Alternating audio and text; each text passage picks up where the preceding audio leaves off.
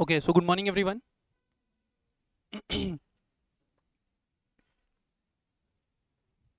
क्या हाल है तुम लोगों के? हम्म? बोलो। नहीं बताओगे? ओके, सो लास्ट क्लास में क्या कुछ चीज़ें पढ़ रहे थे हम लोग? लास्ट क्लास में we were discussing legal rules to valid offer, then legal rules to valid acceptance, और हम लोगों ने पढ़ना स्टार्ट किया था legal rules to valid consideration. ठीक है, इससे पहले हम लोगों ने देखा था that in order to enter into a valid contract, किसी भी वैलिड कॉन्ट्रैक्ट में एंटर करने के लिए लीगल ऑफर होना चाहिए या लॉफुल ऑफर होना चाहिए। ऑफर लॉफुल कब होगा? When it has all the essential elements of a valid offer. Acceptance lawful कब होगा? When it have all the essential elements of a valid acceptance. फिर lawful consideration होना चाहिए। ठीक है, lawful consideration होना चाहिए। lawful consideration का मतलब it must have all the essential elements, ठीक है, of a lawful consideration। ठीक है, आगे बढ़ने से पहले मुझे एक बात बताओ, कंसिडरेशन का मतलब क्या बताया था? Consideration means what? Something in return. यहाँ पे मैंने आप लोगों को बताया था that in order to undertake a valid contract, एक वैलिड कॉन्ट्रैक्ट में एंटर करने के लिए, एक वैलिड कॉन्ट्रैक्ट में एंटर करने के लिए लॉफुल कंसिडरेशन का होना, लॉफुल कंसिडरेशन का होना ज़रूरी है। हाँ या ना? तो एक जनरल रूल हम लोगों ने पढ़ा था पिछले क्लासेस के अंदर, no consideration, no consideration equals to no contract, है ना? पढ़े थे।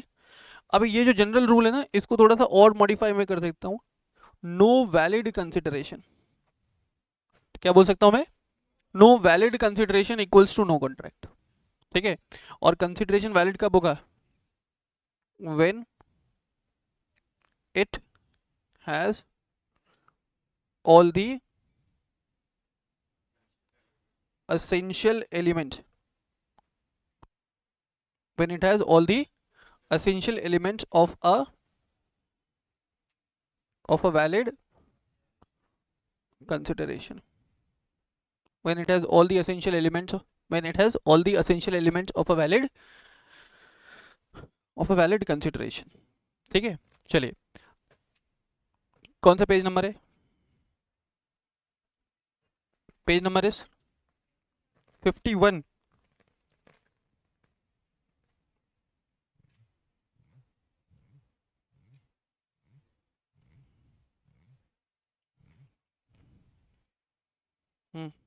कम to this part.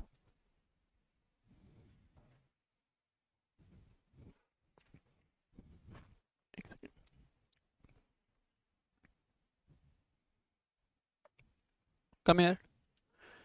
Consideration is a quid pro quo. Quid pro quo का मतलब है समथिंग इन रिटर्न।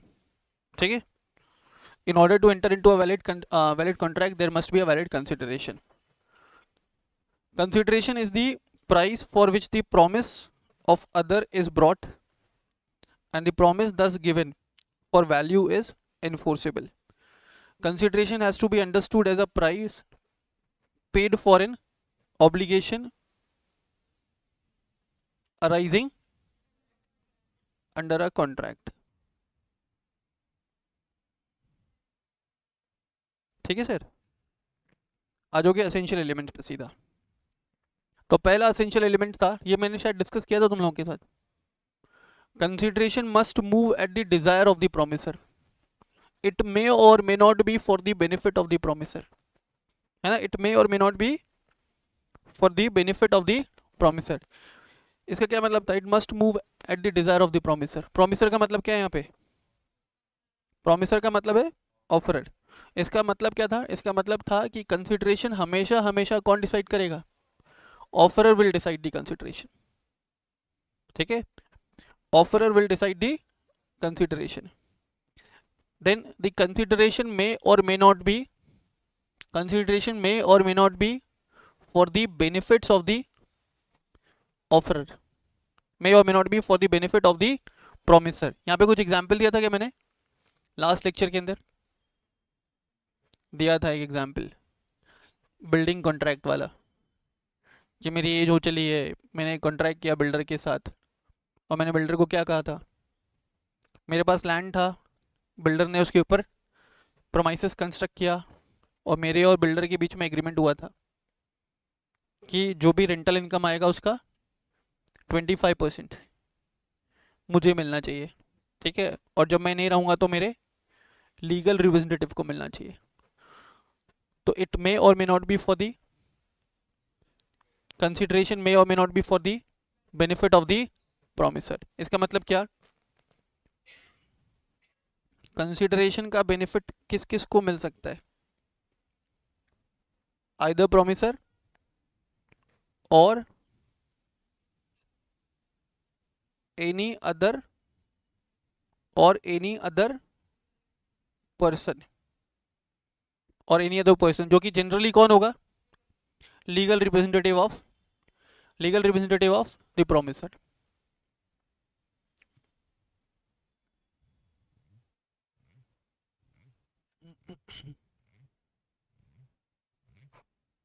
ठीक है sir. Next, when moving at the instance of the third party, बोला जब थर्ड पार्टी डिसाइड करे कंसिडरेशन तो उसको वैलिड कंसिडरेशन नहीं मानेंगे. जब थर्ड पार्टी डिसाइड करे कंसिडरेशन तो उसको वैलिड कंसिडरेशन नहीं मानेंगे, क्योंकि ऊपर क्या पढ़ के आए हो तुम? ऊपर क्या पढ़ के आए हो? कंसिडरेशन हमेशा हमेशा कौन डिसाइड करने वाला है? ऑफरर. कंसिडरेशन हमेशा हमेशा कौन डिसाइड करने वाला है? Offeror. Is it clear? It may or may not be for the benefit of the offeror. बोला अगर कंसिडरेशन थर्ड पार्टी डिसाइड करे तो उसको वैलिड कंसिडरेशन, अगर कंसिडरेशन थर्ड पार्टी डिसाइड करे तो उसको वैलिड कंसिडरेशन नहीं मानेंगे. Third party can not decide the consideration, however consideration may be for the benefit of third party. बोलो मेरे साथ ऐसा बोलो. Consideration shall not be decided by any third party, however consideration may be for the benefit of third party. Is it clear? यहाँ पे वो builder वाला example ले लेना जो मैंने लास्ट क्लास में दिया था. लास्ट क्लास में मैंने यहाँ तक पढ़ाया था, बिल्डिंग कॉन्ट्रैक्ट वाला एग्जाम्पल.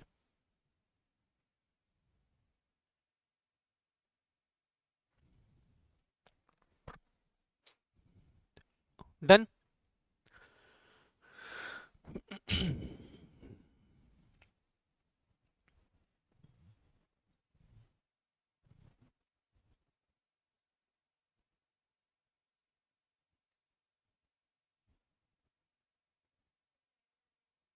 नहीं, हाँ, backup will be given. Done with this? Done. Now moving on to the next part. It may move from any person. very very very important. देखो मैंने पिछले लेक्चर्स में तुमको बताया, क्या मेरे और तुम्हारे बीच में एग्रीमेंट है? क्या मेरे और तुम्हारे बीच में एग्रीमेंट है? क्या वो एग्रीमेंट इन्फोर्सिबल बाय लॉ है? क्या वो एग्रीमेंट इन्फोर्सिबल बाय लॉ है? क्या मेरे और तुम्हारे बीच में कॉन्ट्रैक्ट है? क्या मेरे और तुम्हारे बीच में कॉन्ट्रैक्ट है? Answer is yes. मान लेता हूं कि सभी student have attended the age of majority. अच्छा, क्या कॉन्ट्रैक्ट हमारे बीच में? We will be completing your syllabus for CA foundation and you will be depositing the fees. Contract किसके बीच में? मेरे और तुम्हारे बीच में. मैं कौन? ऑफरर. तुम कौन? ऑफरी. मैंने तुमको ऑफर दिया कि मुझसे सीए फाउंडेशन पढ़ो, तुमने एक्सेप्ट किया, ठीक. Who will pay the fees? यहाँ पे फीस क्या है? यहाँ पे फीस इज कंसिडरेशन, ठीक है. तो भाई मैं हो गया यहाँ पे ऑफरर, और ये सारे बच्चे कौन हो गए? ऑफरी, ठीक है। कंसिडरेशन क्या है यहाँ पे, फीस, इनके लिए सिलेबस, ठीक है। Who will deposit the fees, student, student either by themselves, है ना, स्टूडेंट आइदर बाय देमसेल्फ और देयर पेरेंट्स, है या नहीं है। तो यहाँ पे consideration is moving from your parents, consideration is moving from your parents, कहने का मतलब कंसिडरेशन फिक्स हमेशा ऑफर करेगा, कंसिडरेशन पे करेगा ऑफरी या कोई और व्यक्ति ऑफरी के बिहाफ पे। Consideration may be paid either by the offeree or any other person on behalf of the offeree. तो सेकेंड एलिमेंट है। Is it clear.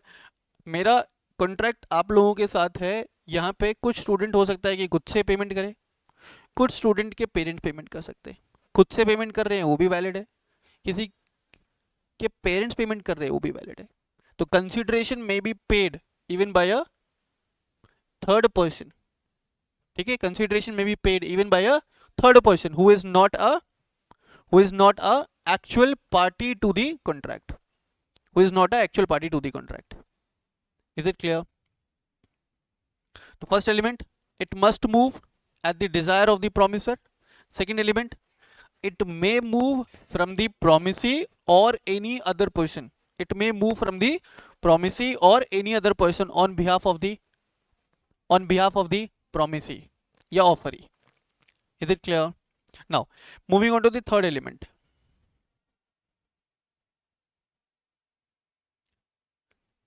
कंसिडरेशन में भी पास्ट, प्रेजेंट और फ्यूचर।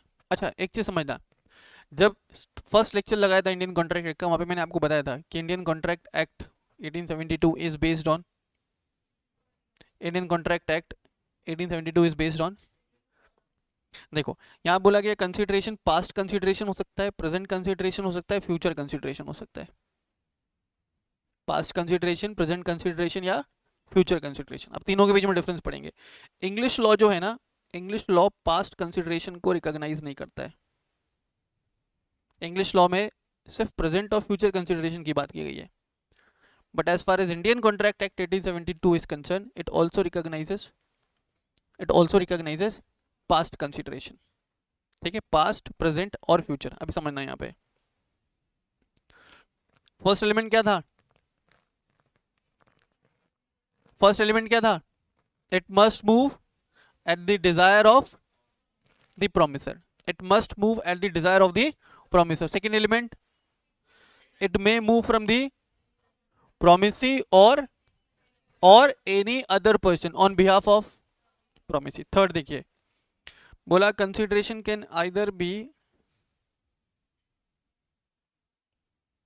past consideration,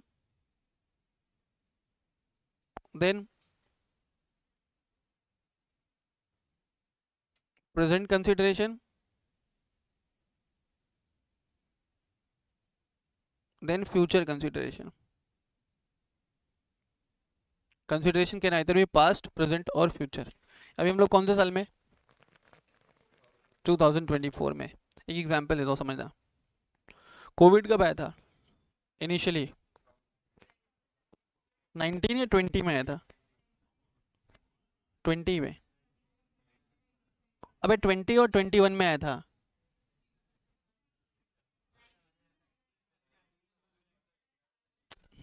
अपने यहाँ पे भाई कोविड का मतलब है लॉकडाउन कब लगा था, 2020 में, फिर वापस कब लगा, 2021 में। तो तुम लोगों ने देखा होगा भाई 2020 में जब कोविड आया था, lockdown was imposed, nation wide lockdown was imposed, और वो टाइम पे बहुत सारे बिजनेस हाउसेस की हालत खराब हुई थी, ठीक है। जो बड़े बड़े बिजनेस हाउसेस थे, however they may be able to survive, but जो छोटे मोटे बिजनेस हाउसेस थे, जो छोटे मोटे बिजनेसेस थे, they found it very difficult to survive. बहुत सारे बिजनेसेस तो बंद भी हो गए। उसमें एक और बिजनेस जिसके ऊपर बहुत गंदा वाला इम्पैक्ट पड़ा, होता कोचिंग का बिजनेस। ठीक है, कोचिंग में भी आप दो तीन टाइप के कोचिंग होता है, एक होता है बहुत छोटे लेवल पे काम करते हैं, एक एवरेज, और एक बहुत बड़े लेवल पे काम करते हैं। तो जो बहुत बड़े लेवल पे काम करते हैं, they had the facility of online classes and all, even उनका तो बिजनेस एक्सपैंड हुआ था। तो छोटे और बहुत छोटे लेवल पे they found it very difficult to survive. ठीक है, तो अब मान लो कि 2020 में एक एम्प्लॉय है जिसने मेरे लिए काम किया, मैंने उसको बोला नहीं काम करने के लिए, उसने मेरे लिए काम किया है 2020 में फ्री में for a period of 5 months with no expectation of salary. मैंने उसको पहले ही बोल दिया था कि देख भाई, ये तो मेरे लिए काम मत कर, I can not pay you the salary, I can not afford to pay you the salary. Still he worked for me for how many months, for 5 months. ठीक है, 5 मंथ्स एंड नो सैलरी। तो जब मैंने पहले से specify कर दिया है कि मैं तुम्हें सैलरी पे नहीं करूंगा, whether I am bound to pay, whether I am bound to pay, ये सुनो, आंसर इज नो। ठीक है, एक तो ये केस होता है।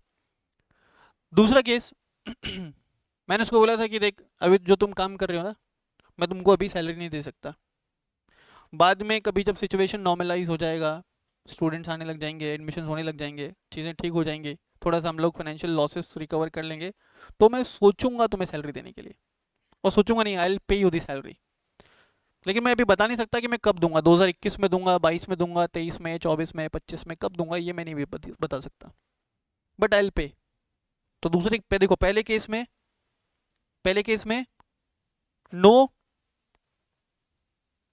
Promise was made to pay the salary. और दूसरे, ये याद रखने वाला केस, दूसरे केस में क्या हो रहा है, promise was made to pay the salary sometime in future या समटाइम इन नियर फ्यूचर। अब मान लो 2024 में हालात बहुत सुधर गए, ठीक है, क्या पे, मान लो कि हम प्रॉफिट में जाने लगे, या अच्छा प्रॉफिट हम लोगों ने कमाया 2024 में। तो मैंने उस एम्प्लॉय को बुलाया, मिस्टर एक्स को, और मैंने बोला कि आपने जो मेरे लिए काम किया था 2000, आपने जो मेरे लिए काम किया था कब, 2020 में, ठीक है, उसके लिए मैं आपको अभी सैलरी दे रहा हूं। तो आज जो मैं सैलरी दे रहा हूं 2024 में, इसके रिस्पेक्ट में सर्विसेज मैंने कब ले ली, 2020 में। इसको अपन बोलते हैं पास्ट कंसिडरेशन।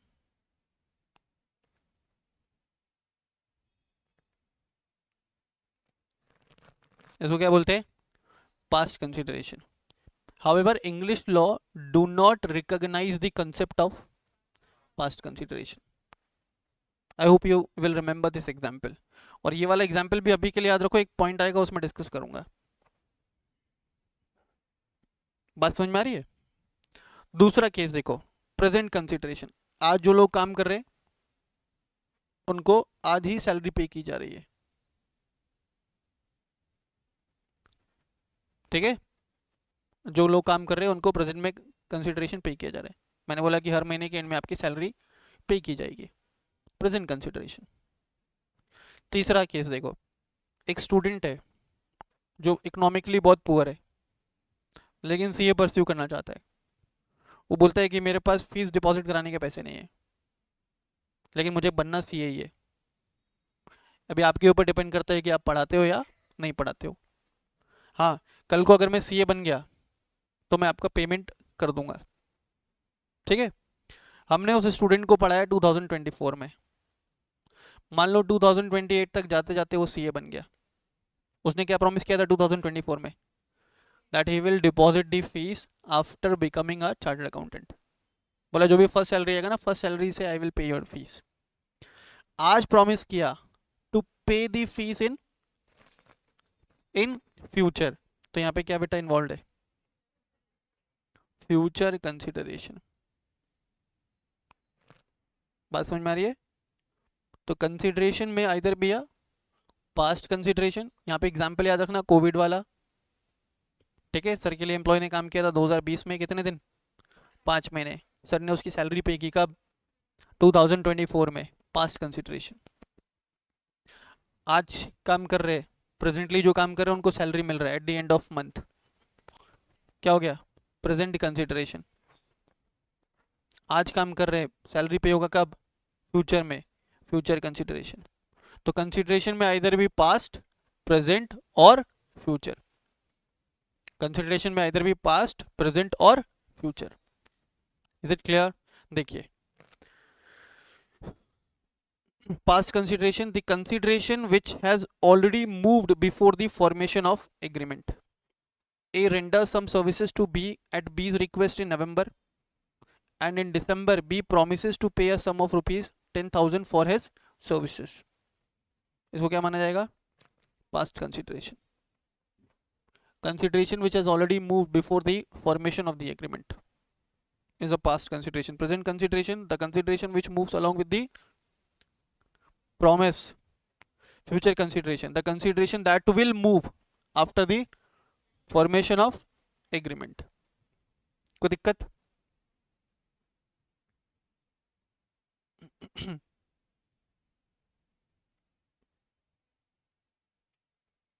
एग्जाम्पल्स दिए हैं, a promise to deliver 110 bags of rice to be at the end of the month.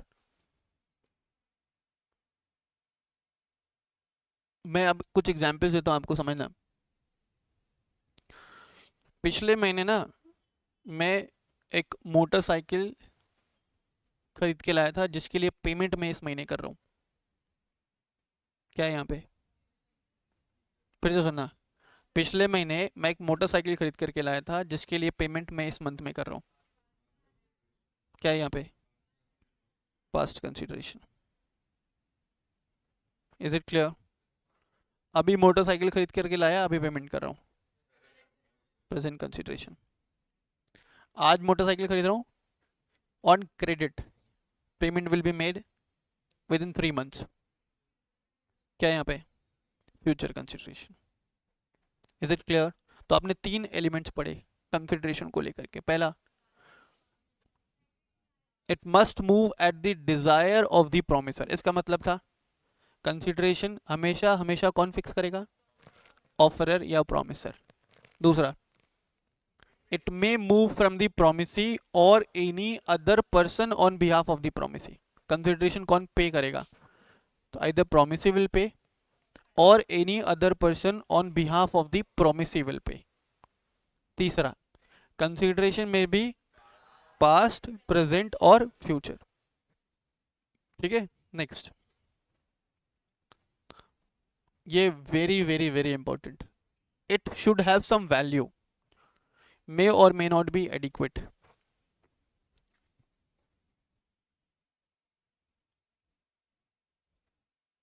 देखो क्या बोला,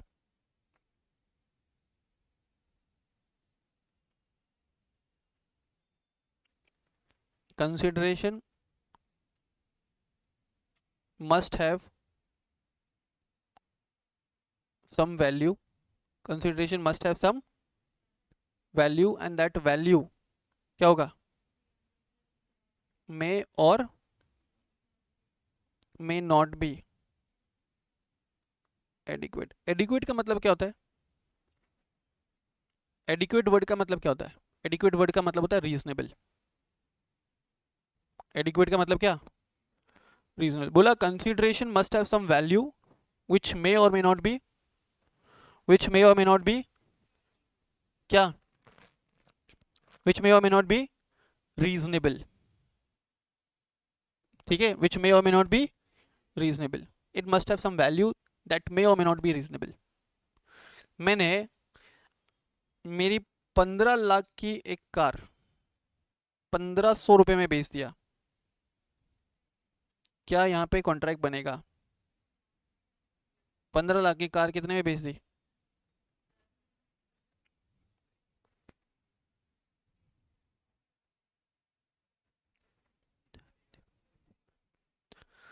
यहाँ पे क्या लिखा हुआ है, मे or may not be adequate. तो एडिक्वेसी के ऊपर कभी भी क्वेश्चन मार्क राइज नहीं हो सकता, कंसिडरेशन के एडिक्वेसी पे कोई भी क्वेश्चन मार्क राइज नहीं होगा. It must have some value, that's it, which may or may not be, which may or may not be adequate. ठीक है, it must have some value which may or may not be adequate. तो adequacy will never be a questionable part. adequacy of consideration को कभी भी question नहीं कर सकते. ठीक है, अभी हुआ क्या था, मैं तुमको एक स्टोरी सुनाता हूँ. I basically belongs to a place called Abu Road. ठीक है, तुम लोगों ने सुना है? तो बेसिकली मेरा जो घर है वो आबू रोड में है. तो I remember it was the incident of 2010. उस टाइम पे क्या हुआ था, दिवाली अक्टूबर में आता ना, दिवाली से 2-3 महीने पहले,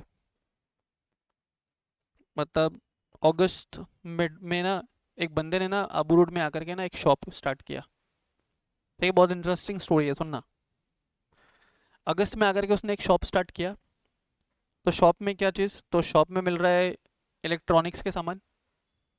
ठीक है, प्लस मोटरसाइकिल्स भी मिल रही है. इलेक्ट्रॉनिक्स भी है, सारे टीवी फ्रिज और ये सारी चीज़ें, देन मोटरसाइकिल भी है, और फिर होम फर्निशिंग का सामान भी है. तो तीनों सेगमेंट में वो डील कर रहे हैं. कब स्टार्ट किया उसने? इन द मंथ ऑफ अगस्त. उसने क्या किया, कोई चीज़ जैसे 50,000 की है, तो started selling it at 25,000. Sir एक, हाँ ये दे देना.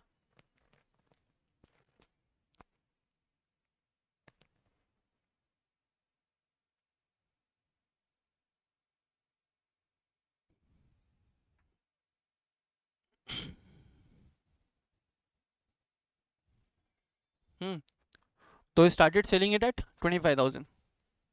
तो 50,000 की चीज़ को 25,000 में बेच रहे हैं. तो लोगों के दिमाग में पहला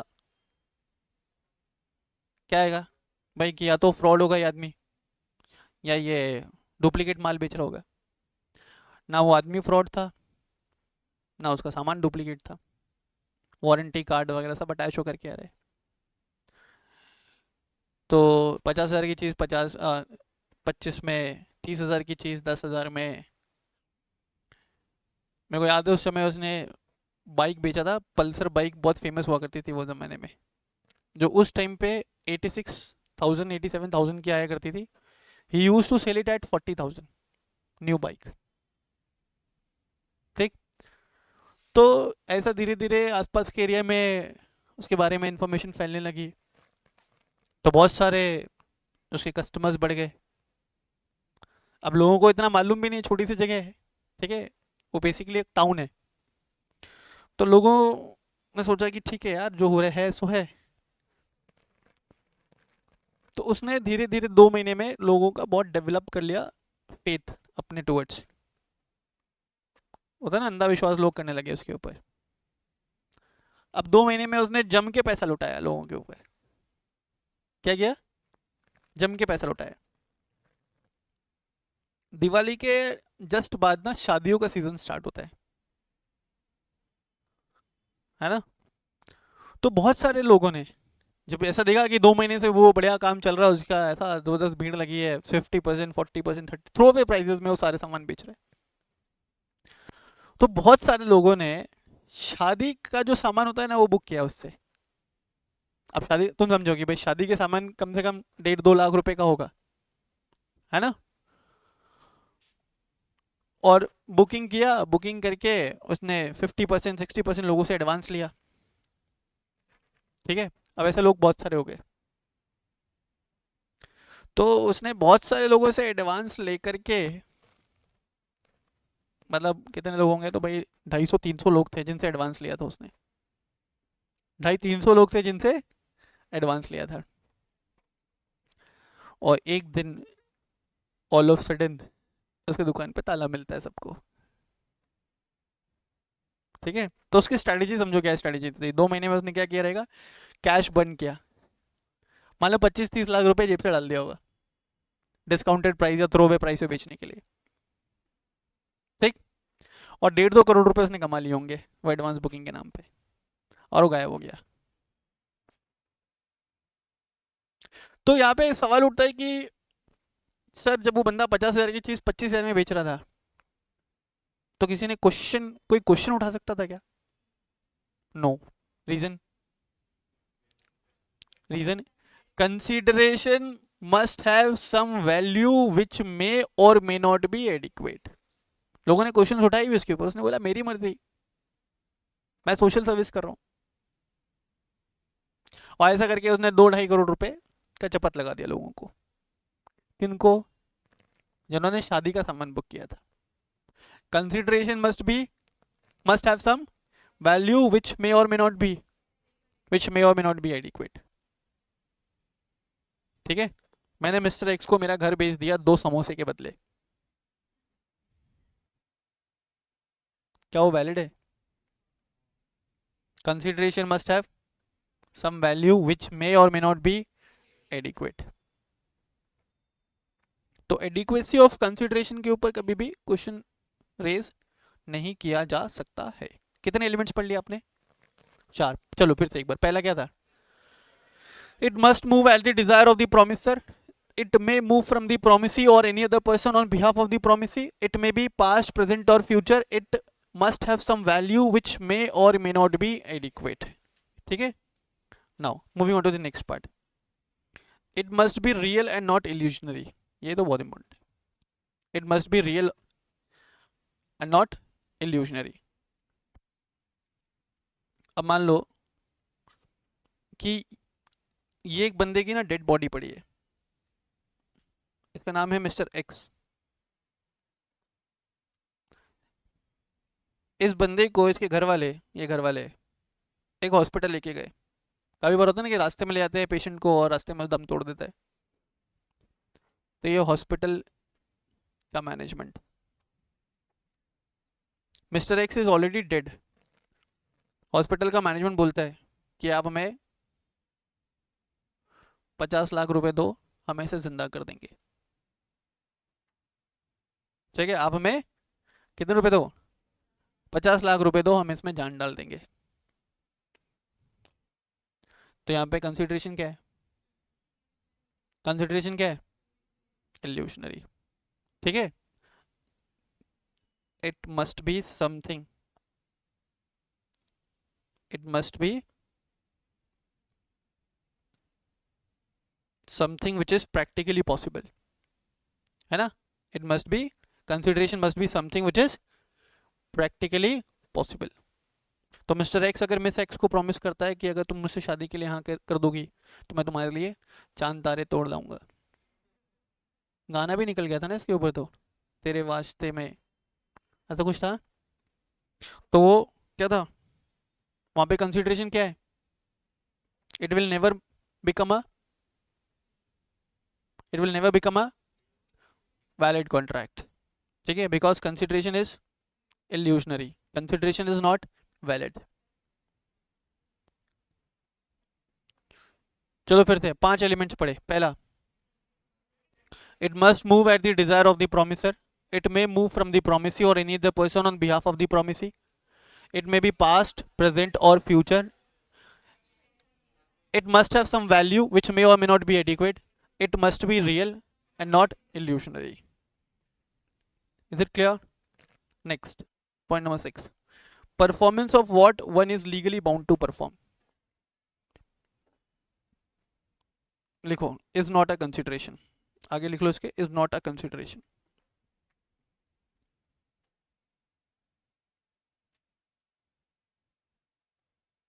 Performance of what one is legally bound to perform is not a consideration. अब समझना है इसको, बहुत इंपॉर्टेंट पॉइंट है। अभी तक कितने पॉइंट्स पढ़े आपने? 5। चलो फिर से एक बार, at the desire of the promiser, may move from the promisee or any other person, it may be past, present or future. Next, it must have some value which may or may not be adequate. Next, it must be real and not illusionary. Next, it must not be something which a person is already bound to perform. नहीं समझ में आ रहा, देखना, हाँ, not morals. What's your name? Dilansh. ठीक है, मान लो कि भाई क्लास में पढ़ते पढ़ते ना क्लासेस बहुत ज़्यादा हो रही है, ठीक है, अब इससे सहा नहीं गया, एक दिन ना बीमार पड़ गया। कौन? दिलांश। ठीक है, ये दिलांश ऐसा बेड पे लेटा हुआ है, ठीक है, जिंदा है, ये देखो हंस भी रहा है। दिलांश बीमार पड़ गया, तो घर वाले इसको टांग के, ठीक है, ऐसा कंधे पे उठा करके हॉस्पिटल लेकर के जाते हैं। अपने यहाँ पे हॉस्पिटल है जेएलएन, हाँ जेएलएन लेकर के गए, ठीक है। दिलांश के घर वाले भी हैं और उसका एक दोस्त भी है, ठीक है, जो दोस्त है वो बहुत जोशीला जवान है,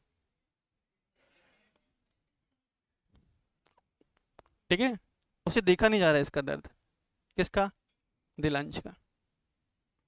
और ये घर वाले, ये डॉक्टर साहब, तो इनके केबिन में घुसते हैं, ये डॉक्टर साहब है इनका केबिन, ठीक। क्या बोल रहे हो? ऐसा डॉक्टर का तो इलाज नहीं करवाओगे?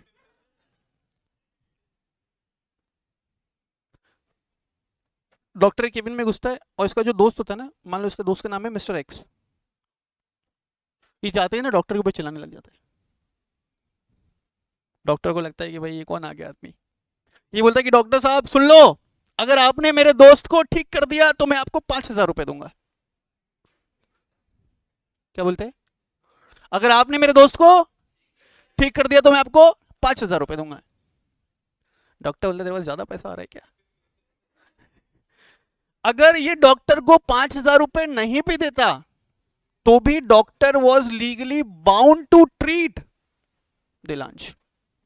तो यहाँ पे जो प्रॉमिस कर रहा है इसका दोस्त mister X, who is a जोशीला जवान, यहाँ पे जो प्रॉमिस कर रहे टू पे हाउ मच, 5,000 रुपीज, क्या वो कंसिडरेशन है? Answer is no. मेरी बात समझ में आ रही है? यहाँ पे जो मिस्टर एक्स प्रॉमिस कर रहे हैं डॉक्टर को टू पे एन अमाउंट ऑफ रुपीज 5,000, किसके लिए? अगर उसके दोस्त को ठीक कर दे। भाई तू 5,000 रुपये नहीं देगा ना तो भी डॉक्टर उसको ठीक करेगा, he is legally bound to perform that duty, he is legally bound to perform that duty. अब मान लो कि कोई डिफिकल्ट लॉ पढ़ाने के लिए मैं क्लास के अंदर एंटर हुआ, ये लास्ट में क्या बच्चा नाम क्या है? रोहन। रोहन क्लास के बाहर आता है, बोलता है कि सर, बोलता हूँ हाँ, अगर आज आपने प्रोविजंस ठीक से समझा दिया ना सर, मैं ना 10,000 रुपये लेकर के आया हूँ, आपको 10,000 रुपये दे के जाऊंगा। बोलो, I am already bound to perform. तो यहाँ पे जो ये मुझे प्रॉमिस कर रहा है 10,000 रुपये देने के लिए, it will not be considered as consideration, or it will not be taken as a consideration, ठीक है। तुम पुलिस स्टेशन गए किसी के अगेंस्ट कंप्लेन लॉन्च करने, और पुलिस वाले को बोलते हो कि अगर आपने एक्शन लिया तो मैं आपको 15,000 रुपये दूंगा, he is already bound to perform that, he is already bound to perform that particular act, ठीक है। तो अगर जो आप भी प्रोमिस कर रहे हो to a person which to a person for performing any act which he or she is already bound to perform, will not be considered as a valid consideration। कितने पॉइंट्स हो गए बेटा? 6। चलो फिर से एक बार, अभी अभी सब ऐसा बुक्स वगैरह बंद कर लो, आंख बंद करो, ऐसा रिकॉल करने की कोशिश करो। पहला क्या था? It must move at the desire of the promiser, it may move from the promisee or any other person, it may be past, present or future, it must have some value that which may not be, next it must be real and not illusionary, next it should not be something which a person is already bound to perform, ठीक है। Last, it must be legal,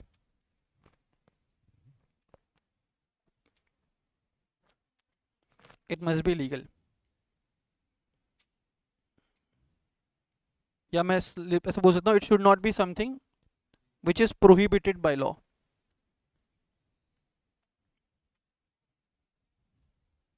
It must not be something which is prohibited by law.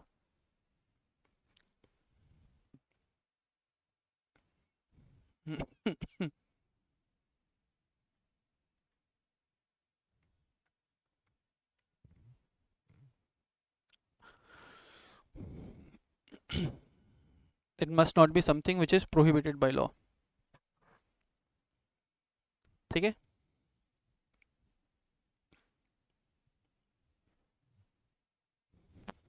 किसी को extra class चाहिए क्या law का? किसी को अभी ऐसा नीड लग रहा है क्या एक्स्ट्रा क्लास के लिए? एनीवन? मान लो ये स्टूडेंट, क्या नाम है तुम्हारा? निखिल. निखिल मुझे बोलता है कि सर मुझे ना एक्स्ट्रा क्लास चाहिए. ठीक है, मैं बोलता हूँ कि अच्छा एक काम करो, शाम को 5 बजे आ जाना. For extra class. अच्छा एक बात सुनो, फिर इस बोलता है ओके सर ठीक है.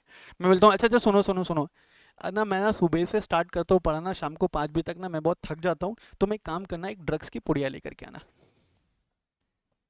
अगर तुमको एक्स्ट्रा क्लास में पढ़ना है तो. क्या बोला मैं? ड्रग्स की पुड़िया लेकर के आना अगर तुझे एक्स्ट्रा क्लास में पढ़ना है तो यहाँ पे कंसिडरेशन क्या है? कंसिडरेशन क्या है? Illegal. Is it clear? Consideration must always be legal और लॉफुल. लीगल और लॉफुल. ठीक है, तो ये थे सारे एसेंशियल एलिमेंट्स. ये एसेंशियल एलिमेंट्स प्रेजेंट होंगे तो कंसिडरेशन वैलिड होगा. कंसिडरेशन वैलिड होगा तो कॉन्ट्रैक्ट वैलिड होगा. Is it clear? चलिए मैं आप लोगों को 2 मिनट का समय देता हूं ये सारे एलिमेंट्स को रीड करने का. कोई बेवकूफ होगा जो नहीं पढ़ेगा.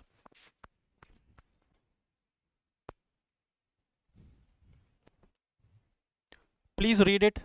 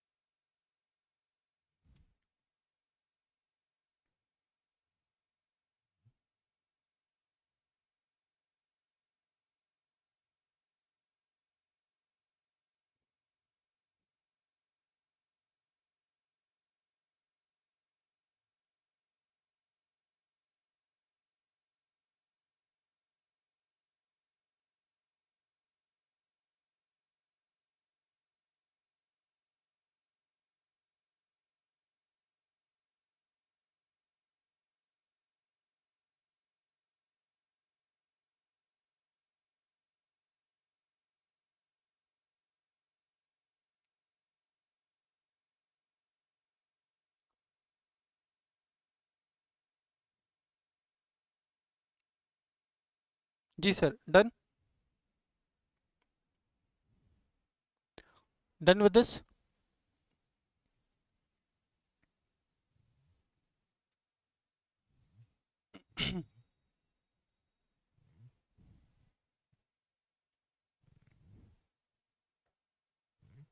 बोलिए, हो गया पढ़ के?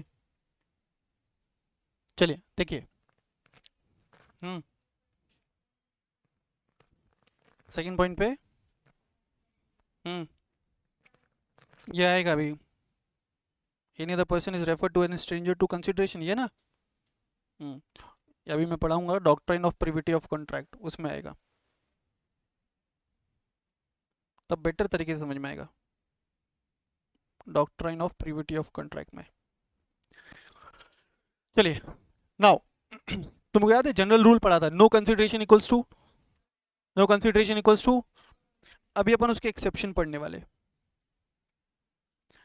ठीक है, तो general rule was no consideration equals to no contract. इसके एक्सेप्शन, इसका मतलब हम लोग ऐसे कॉन्ट्रैक्ट्स की बात कर रहे हैं जो वैलिड होंगे even if no consideration is involve. चलो फिर से हम लोग बोलो, हम लोग ऐसे कॉन्ट्रैक्ट की बात कर रहे हैं जो वैलिड होगा even if it do not have consideration. तो हम लोग बात कर रहे हैं क्या, कॉन्ट्रैक्ट्स विदाउट कंसिडरेशन की।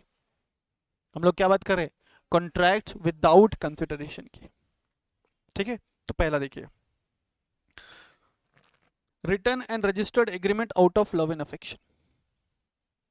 एनी एग्रीमेंट मेड, सुनना ध्यान से, अभी सुनो पहले, any agreement made out of natural love and affection which is in written form and which is duly registered. नहीं समझ में आ रहा है सर, क्या बोल रहे हो, देखो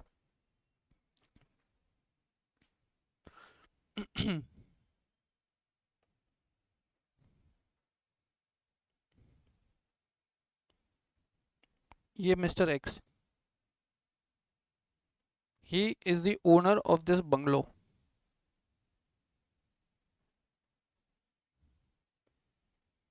ठीक है, और ये मिस्टर एक्स का फ्रेंड है मिस्टर वाई।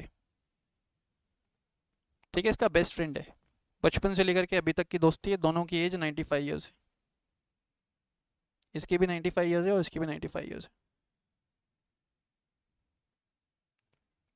ठीक है, मिस्टर एक्स ना ये बंगलो गिफ्ट कर रहा है अपने दोस्त को out of natural love and affection. ठीक है, मिस्टर एक्स ये बंगलो गिफ्ट कर रहा है किसको, आज क्या तारीख है, 7 मई। तो 7 मई को सुबह 9:27 हो रहा है अभी, मिस्टर एक्स ने फ़ोन करके मिस्टर वाई को बोला कि भाई जो मेरा बंगलो है वो 10 बजे से तेरा, क्या बोला, 9:27 में फ़ोन किया था, क्या बोला, 10 बजे से मेरा बंगलो तेरा। ठीक, अब 10 बजे मिस्टर वाई आ जाता है उसकी फैमिली के साथ ये बंगलो ऑक्यूपाई करने। फैमिली में इतने सारे लोग हैं, ठीक है, ट्रक भर करके लोग आ रहे हैं।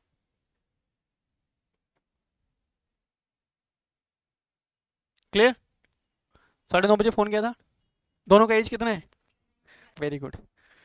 तो ट्रक भर के लोग आ गए बंगलो में रहने के लिए 10 बजे, और मिस्टर एक्स करता अपना थैला उठाता है और वहाँ से चल पड़ता है। ठीक, फिर 11 बजे वापस इस बंगलो में आ जाता है ये, 1 घंटे में वापस आ जाता है, और मिस्टर वाई को बोलता है कि निकल मेरे बंगले से, और जितने लोग लेकर के आए ना उनको भी निकाल ले जा, कोई भी मुझे नहीं दिखना चाहिए, तुम्हारे पास 10 मिनट है। तो वाई बोलता है कि तूने तो मुझे गिफ्ट किया था। तो मिस्टर एक्स बोलता है कि मैं अपना गिफ्ट वापस लेता हूँ। तो यहाँ पे सवाल है, क्या मिस्टर एक्स अपना गिफ्ट वापस ले सकता है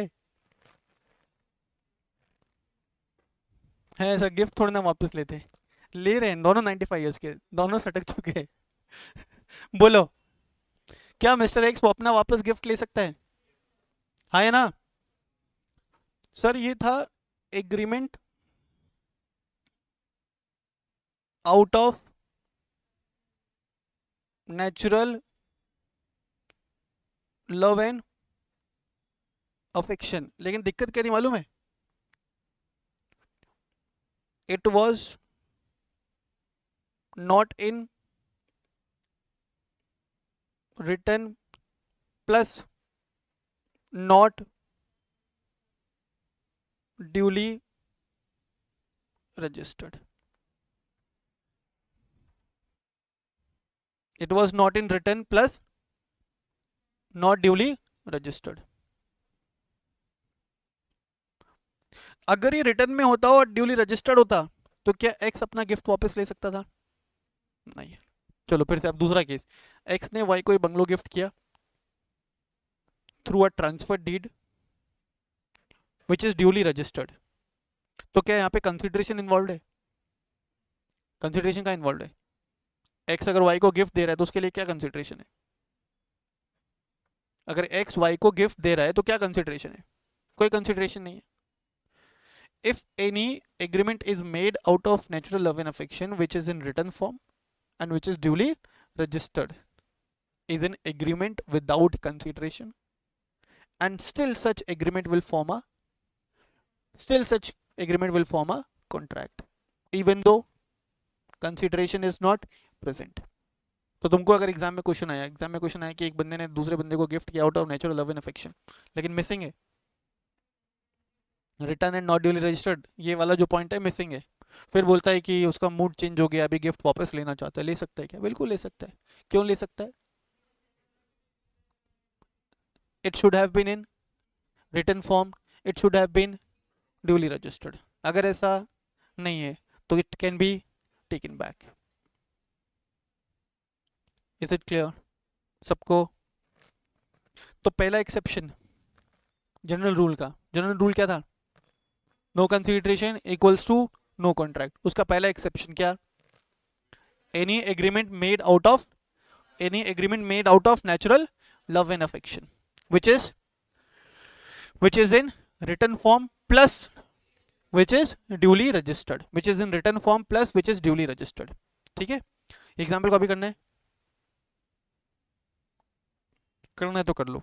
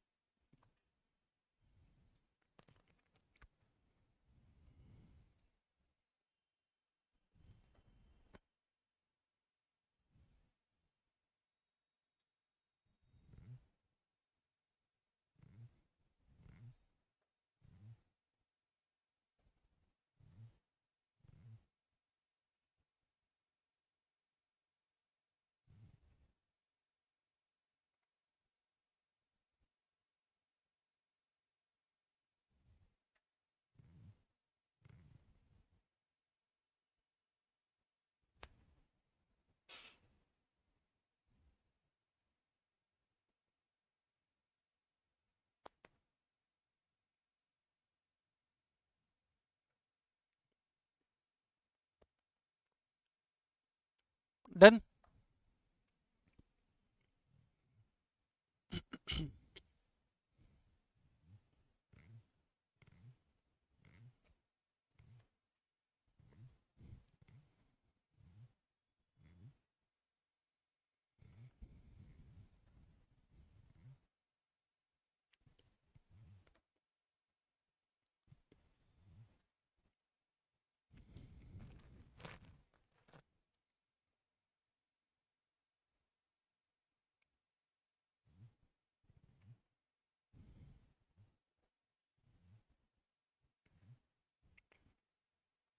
बोलिए, हो गया?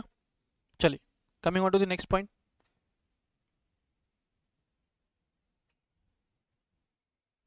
नेक्स्ट है promise to compensate for past voluntary services. Voluntary का मतलब क्या होता है? अपनी इच्छा से. तुम देखना यहाँ पे मैंने एक एग्जांपल दिया था.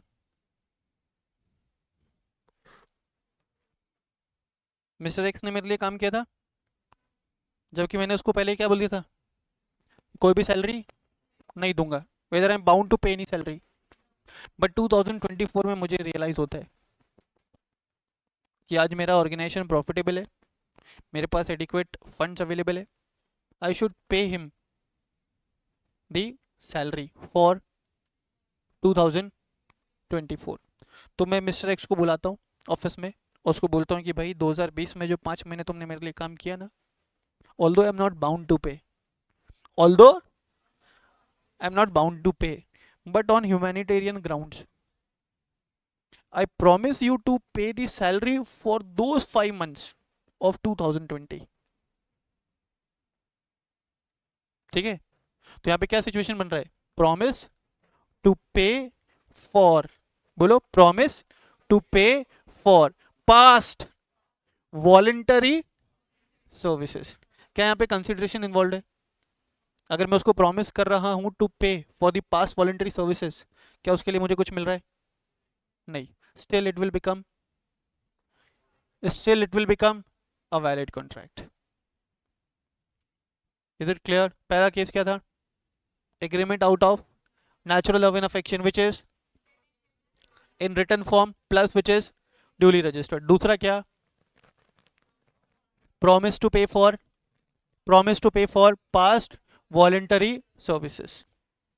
तो इन यहाँ पे तुम सोचो ना, अगर मैं प्रॉमिस कर रहा हूँ उसको to pay for those 5 months of 2020, क्या मुझे कुछ मिल रहा है?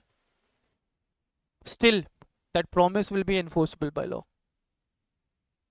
Still that promise will be enforceable by law. Is it clear दोनों पॉइंट्स? चलिए एक बार रीड करिए दोनों पॉइंट्स।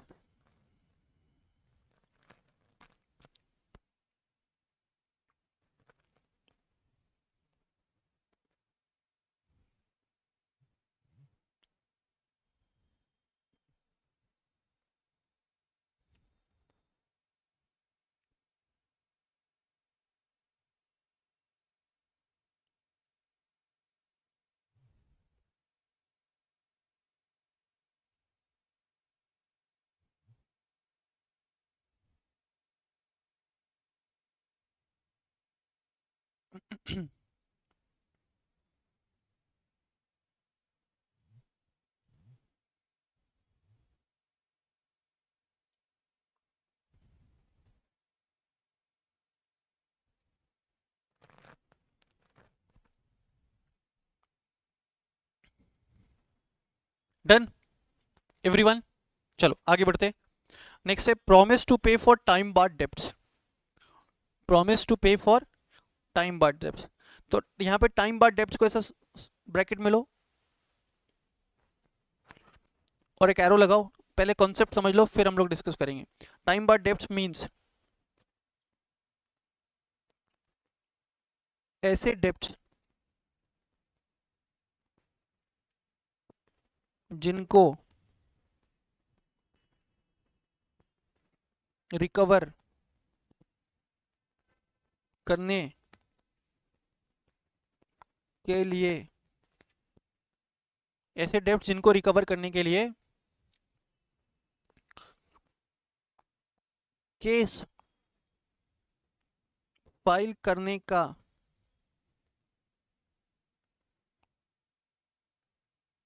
टाइम लिमिट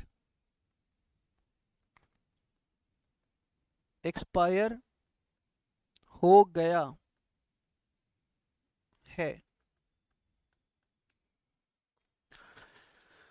ऐसे डेब्ट्स जिनको रिकवर करने के लिए केस फाइल करने का टाइम लिमिट एक्सपायर हो गया है, ऐसा लिख लो पहले।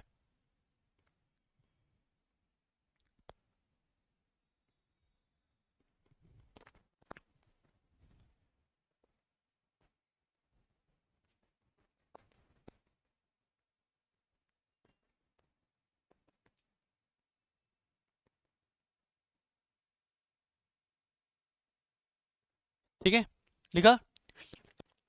टाइम बार डेब्ट्स मींस ऐसे डेब्ट्स जिनको रिकवर करने के लिए केस फाइल करने का जो टाइम लिमिट है इज ऑलरेडी एक्सपायर्ड। तो तुम समझना, एक एक्ट है in the name of the limitations act 1963। Act का नाम क्या? The limitations act 1963। उस एक्ट में ना टाइम लिमिट स्पेसिफाइड है। लिमिटेशंस एक्ट 1963 में टाइम लिमिट स्पेसिफाइड है, time limit for filing a suit as well as time limit for filing an appeal. उस एक्ट में क्या दिया हुआ है? टाइम लिमिट कोई भी सूट फाइल करने के लिए एज वेल एज कोई अपील फाइल करने के लिए। तो अगर किसी को कोई केस फाइल करना है, कोई सूट फाइल करना है in respect of any matter, it must be filed within the time limit as given under the limitations act 1963। तो लिमिटेशंस एक्ट में बोलता है कि अगर आप किसी से कोई डेब्ट्स मांगते हो,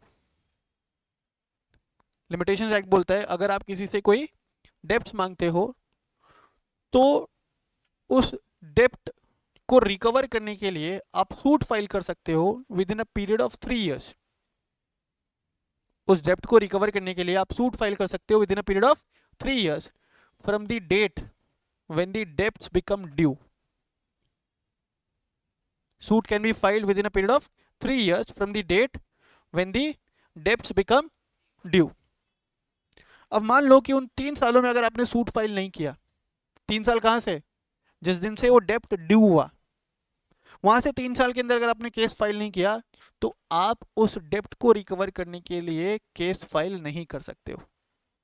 और ऐसे डेप्ट्स बन जाएंगे क्या, ऐसे डेप्ट्स बन जाएंगे क्या, टाइम बार डेप्ट्स। अब तुम समझो, अगर कोई डेप्ट टाइम बार डेप्ट बन गया तो उसके अगेंस्ट में कोई सूट फाइल करने का राइट ही नहीं है, तो लीगल रेमेडी तो अवेलेबल नहीं है, तो क्या मैं पैसा रिकवर कर पाऊंगा? लीगली लीगली सूट तो नहीं फाइल कर सकता। अब अगर सामने वाले का मन हो गया देने का तो अलग बात है। एक एग्जांपल देखो, आज क्या तारीख है, 7 मई। तो 7 मई को क्लास खत्म होने के बाद एक बच्चा आया था मेरे पास ऑफिस में, पार्थ करके, ठीक है, पार्थ। ऐसा परेशान है, ऑफिस में आया मेरे और बोलता है कि सर, मैं तो बोलो आपकी एक हेल्प चाहिए थी। मैं तो बोलो, बोलता है सर मुझे ना 50,000 रुपये चाहिए। मैं पागल है, 50,000 रुपये तो मेरे पास भी नहीं है। बोलते नहीं सर, कुछ भी करके मेरी हेल्प करो और I not be able to continue with the classes. मैंने आईपीएल में सट्टा लगाया था और वहाँ पे मैं पैसे हार चुका हूँ। अब सामने वाला मुझे परेशान कर रहा है, कितने रुपए के लिए, 50,000 रुपये के लिए। तो मैंने बोला अपने घर वालों से ले। तो बोलता है कि अगर मैंने घर पे 50,000 रुपये मांगे तो घर वाले घर से निकाल देंगे और मैं क्लासेस भी नहीं आ पाऊंगा, ठीक है। बोलता है सर प्लीज़ मेरी हेल्प करो। मेरे सामने बैठ के ऐसा रोने लग जाता है जोर जोर से, पूरे कैंपस में आवाज़ आ रही है, किसके रोने की, पार्थ के रोने की। मैं बोलता हूँ अच्छा ठीक है ठीक है, काम कर, चुप हो जा, तो इसको ना मैं 50,000 रुपये दे देता हूँ। मुझे बोलता देगा कब, मैंने पूछा देगा कब, बोलते सर देता हूँ मैंने लगा कब, तो बोलता है सर 6 मंथ्स के अंदर। मैं बोलता हूँ अच्छा एक काम करते, भाई मई चल रहा है ना, जून जुलाई अगस्त सितंबर अक्टूबर, 7 अक्टूबर, ये बोलता है डन। तो इसको पे कब करना है, 7 अक्टूबर 2024 को। तो मैं पैसा दिया इसको, ये उठ के जाने लगा। मतलब रुक जा रुक जा रुक जा भाई, कॉन्ट्रैक्ट एक पढ़ाता हूँ। मैंने एक पेपर पे साइन कर दे, कॉन्ट्रैक्ट तो बनाना पड़ेगा ना, आपने पढ़ा था, all the legal formalities related to the contract must be carried out, last element of a valid contract if you remember. मैंने भाई रुक जा, ब्लैंक पेपर पे साइन कर दे, इधर मैं कॉन्ट्रैक्ट के टर्म्स ड्राफ्ट कर लूंगा। इसे साइन कर दिया, प्रॉपर कॉन्ट्रैक्ट बन गया हमारे बीच में। किस चीज़ का कॉन्ट्रैक्ट है कि मैंने इसको 50,000 रुपीज़ दिया है कब, 7 मई को, which he will be repaying till 7 October 2024। अब मान लो कि भाई 7 अक्टूबर 2024 आ गया और मैंने इसको फ़ोन करता हूँ। उस समय मेरे को पैसों की इतनी ज़्यादा ज़रूरत भी नहीं है, ठीक है, क्योंकि इतना बड़ा अमाउंट है नहीं। मैं इसको फ़ोन करता हूँ, मैं इसको बोलता हूँ कि पार्थ वो मेरे पैसे, मैंने हाँ सर देता हूँ, आता हूँ मिलने आपसे। अक्टूबर में तो एग्ज़ाम भी हो चुका रहेगा, एग्ज़ाम्स आर इन सितंबर। हाँ बोलता है सर मैं आता हूँ मिलता हूँ आपसे। इस बात को 2 महीने निकल गए, मैं भी भूल गया और इसको तो याद ही नहीं था। 2 महीने बाद मैं इसको वापस फ़ोन करता हूँ, तो बोलता हूँ मैं पार्थ वो 50,000 रुपये जो तुमने लिए थे। बोलते सर सर अभी पैसे मत मांगो, अभी मैंने अभी इंटर में एडमिशन लिया है, अभी इतना फीस लगा है मेरे इंटर का, अभी नहीं दे सकता मैं, आप रुको सर मैं देता हूँ आपको पैसे। ऐसा करते करते करते करते पार्थ ने ना 3 साल निकाल दिए, क्योंकि पार्थ ने पढ़ा हुआ था सेम कॉन्सेप्ट, टाइम बार डेप्थ का। 2027 आ गया, ये डेप्ट ड्यू कब हुआ था, 7 अक्टूबर 2024। लिमिटेशंस एक्ट के हिसाब से पार्थ के अगेंस्ट मैं सूट फाइल कर सकता था कब तक, टिल 7 अक्टूबर 2027। पार्थ मेरे को घुमाता रहा, मैं घूमता रहा और कभी मुझे ध्यान भी नहीं रहा। ऐसा करते करते 3 इयर्स एक्सपायर हो गए और पार्थ अभी सीए भी बन गया है। तो फिर एक दिन मैं क्या करता हूँ, 2027 तक आते आते मेरे हालात भी बहुत ज़्यादा ख़राब हो गए। अब मुझे उस 50,000 रुपये की सख्त ज़रूरत है। पार्थ क्या बन चुका है, सीए। अब मैं सीधे पार्थ के घर पे पहुँचता हूँ, मैं बोलता हूँ पार्थ तुम बहुत परेशानी में थे तब मैंने तुम्हारी हेल्प की थी। अगर उस टाइम पे मैं तुम्हें 50,000 नहीं देता तो शायद तुम्हारी पढ़ाई छूट जाती, आज तुम सेव भी नहीं बनते। तो प्लीज़ मुझे मेरा पैसा लौटा दो। पार्थ बोलता है कौन सा पैसा, काय का पैसा, कब दिया था, मुझे तो याद ही नहीं है।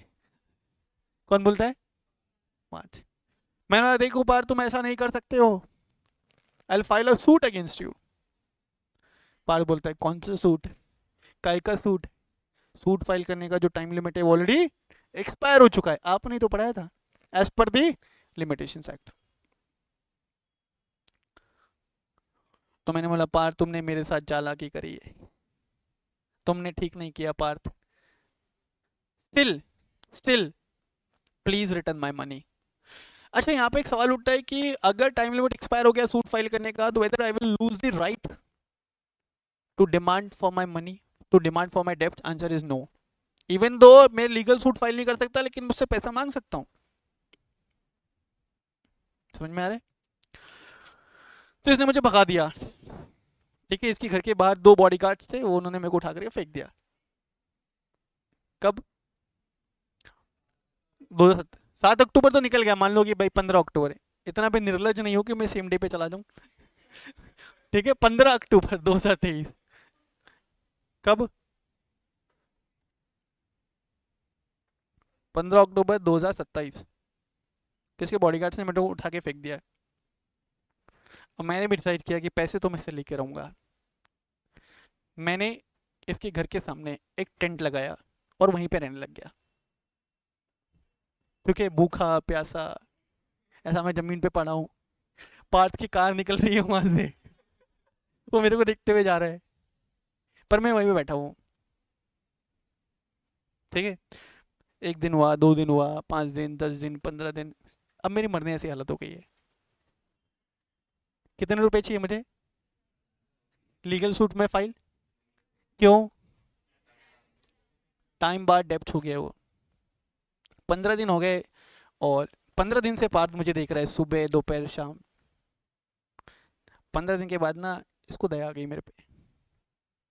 ये आता है मेरे पास, बोलता है सर उठ जाओ, ऐसा पानी पिलाता है मुझे, मतलब प्लीज उठ जाओ, I promise you to pay the amount with in 2 days। मैं ना कॉपी पेन लेकर के बैठा था, I promise you to pay the amount with in 2 days। मैंने सच में प्रॉमिस कर रहा है ना? बोलता है हाँ। मेरी आवाज़ भी नहीं निकल रही। तो मैं इसको बोलता हूँ पेपर ये ले, फिर साइन कर। इसने फिर साइन किया। अभी तुम समझो ये क्या कर रहा है, promise to pay the time bar debts. अगर ये टाइम बार डेप्स मुझे पे करता है, क्या उसको कुछ मिलेगा? If he promise to pay a time bar debts, he will be liable to make the payment. और यहां पे भी no consideration is involve if he makes promise. या ये अगर मुझे टाइम बार डेप्स पे करता है, टाइम बार डेप्स का मतलब हो गया कि भाई अब वो लीगली उसको बाउंड किया ही नहीं जा सकता to pay the debts, still he promise me to pay. बड़े दिल वाला आदमी है। Still he promise me to pay the time bar debts, no consideration is involve, still it will make a valid contract. कितने cases किए आपने? 3। क्या? Exception के। एक्सेप्शन किसका? General rule. जनरल रूल क्या था? No consideration equals to no contract. इसके 3 exception. पहला, agreement out of natural love and affection which is duly written and registered. दूसरा, promise to compensate for past voluntary services. तीसरा, promise to pay for time bar debts. I hope ये clear है। ठीक है, next, completed gift. तो completed gift तो वैसे भी हम लोगों ने पढ़ लिया है। कोई अगर गिफ्ट से रिलेटेड एग्रीमेंट है which is in written and which is duly registered. ठीक है,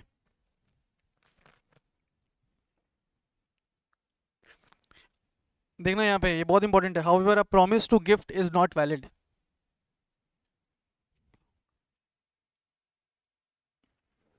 until and unless it is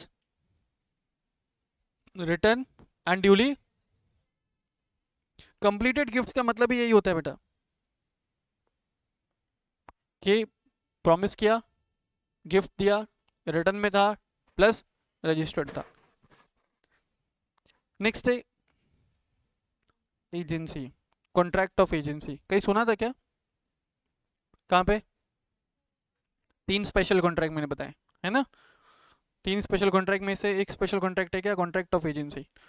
तो इसको, इसके बारे में डिटेल में हम लोग पढ़ेंगे कॉन्ट्रैक्ट ऑफ एजेंसी में। अभी के लिए आप समझ लो कि contract of agency can be undertaken between the parties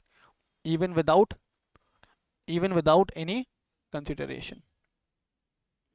Contract of agency can be undertaken between the parties even without any consideration. अभी के लिए इतना समझो, बाकी डिटेल में हम लोग पढ़ने वाले ऑलरेडी कॉन्ट्रैक्ट ऑफ एजेंसी। और कॉन्ट्रैक्ट ऑफ बेलमेंट में हम लोग पढ़ने वाले डिटेल में। अभी बेलमेंट क्या होता है, सुना है क्या पहले?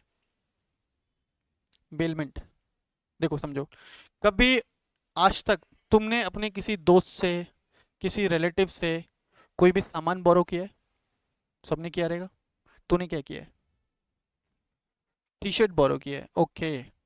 तो भाई इसने अपने फ्रेंड से टी शर्ट बोरो किया, वेट करना बेटा, इसने अपने फ्रेंड से टी शर्ट बोरो किया, okay, for certain specific purpose, और जब पर्पस कंप्लीट हो गया तो वापस दे दिया। तो जब तुमने टी शर्ट बोरो किया ना अपने दोस्त से फॉर सर्टेन स्पेसिफिक पर्पस, और पर्पस कंप्लीट होने पे तुमने उसको वापस दे दिया, at that point of time you actually entered into a contract of bailment with your friends. तो contract of bailment क्या होता है, सुनना। contract of bailment is a contract in which a person gives, contract of bailment एक ऐसा contract है जिसमें एक व्यक्ति कोई गुड्स देता है दूसरे व्यक्ति को for certain specific purpose, for certain specific purpose, and the second person is required to return the goods और डिस्पोजिट ऑफ, डिस्पोजिट ऑफ मतलब उसको डिस्ट्रॉय कर देना या उसके साथ कुछ भी ऐसा कर देना जो फर्स्ट पर्सन ने कहा था, when the purpose gets fulfilled. तो यहाँ पे अपन बोलते हैं कॉन्ट्रैक्ट ऑफ बेलमेंट हुआ है दोनों के बीच में। जो गुड्स दे रहा है उसको अपन बोलते हैं बेलर, जिसको गुड्स दिया जा रहा है उसको बोलते हैं बेली। मैंने अपने फ्रेंड को बुक दिया पढ़ने के लिए और बोला कि जब पढ़ लेगा ना तो वापस रिटर्न कर देना। Me and my friend has entered into a contract of bailment. दूसरा एक सिचुएशन, मैंने अपने दोस्त को बुक दिया पढ़ने के लिए और बोला कि जब तू पढ़ के खत्म कर देना तो इसको फाड़ के फेंक देना। यहाँ पे भी me and my friend has entered into a contract of bailment. अब समझो, जब मैं अपने फ्रेंड को बुक दे रहा हूं ना पढ़ने के लिए, I may charge some fees against it. मान लो कि मैंने जो किताब दी है ना वो 5,000 रुपये की किताब है, तो मैं उसको बोलता हूँ कि भाई देख इसको पढ़ने के लिए मैंने 5,000 रुपये खर्च किए, तेरे को पढ़ना है ना तो 500 रुपये देना पड़ेगा, फीस चार्ज कर रहा हूँ। तो इसको बोलते हैं नॉन ग्रेटिटुअस बेलमेंट। दूसरा केस, कोई फीस चार्ज नहीं कर रहा हूँ तो उसको बोलते हैं ग्रेटिटुअस बेलमेंट। ग्रेटिटुअस बेलमेंट मतलब bailment which is for free, bailment which do not involve any amount of, bailment which do not involve any amount of consideration. किसमें? ग्रेटिटुअस में। दूसरा नॉन ग्रेटिटुअस में which involve certain amount of consideration. तो ग्रेटिटुअस bailment में consideration involve है क्या? नहीं। इसने अपने फ्रेंड से क्या लिया था? T shirt. वो टी शर्ट के बदले कोई चार्ज दिया था क्या? नहीं। तो इसके और इसके दोस्त के बीच में क्या है? ग्रेटिटुअस बेलमेंट। कंसिडरेशन इन्वॉल्व है क्या? नहीं। Still it will become a valid contract. मैंने मेरे फ्रेंड से बाइक बोरो किया एक दिन के लिए, सुबह बोरो किया, वो बोला कि शाम को वापस दे दूंगा। वो बोलता है कि मैं तेरे को अपना बाइक देता हूँ लेकिन उसके बदले तुझे 1,000 रुपये देना पड़ेगा। ग्रेटिटुअस है नॉन ग्रेटिटुअस है? मैंने अपने फ्रेंड से कार बोरो किया एक दिन के लिए, ठीक है, उसने मुझसे कोई भी पैसा चार्ज नहीं किया, क्या हो गया? ग्रेटिटुअस बेलमेंट। आई होप ये क्लियर है। बाकी बहुत डिटेल में अपन लोग पढ़ते हैं कॉन्ट्रैक्ट ऑफ बेलमेंट में। तो ग्रेटिटुअस बेलमेंट भी एक ऐसा केस है जिसमें कंसिडरेशन इन्वॉल्व नहीं है। ऑल्दो कंसिडरेशन इन्वॉल्व नहीं है, still it will make a valid contract. चलो फिर से, आज की क्लास में अपन ने कंसिडरेशन पढ़ा है। कंसिडरेशन का मतलब in general something in return. General rule पढ़ा था, no contract equals to no consideration. In order to enter into a valid contract, there must be a valid consideration. फिर अपन लोगों ने पढ़ा essential elements of a valid consideration. It must move at the desire of promiser. It may move from the promisee or any other person. It may be past, present or future. It must have some value which may or may not be adequate. It must be real and not illusionary. It must be legal.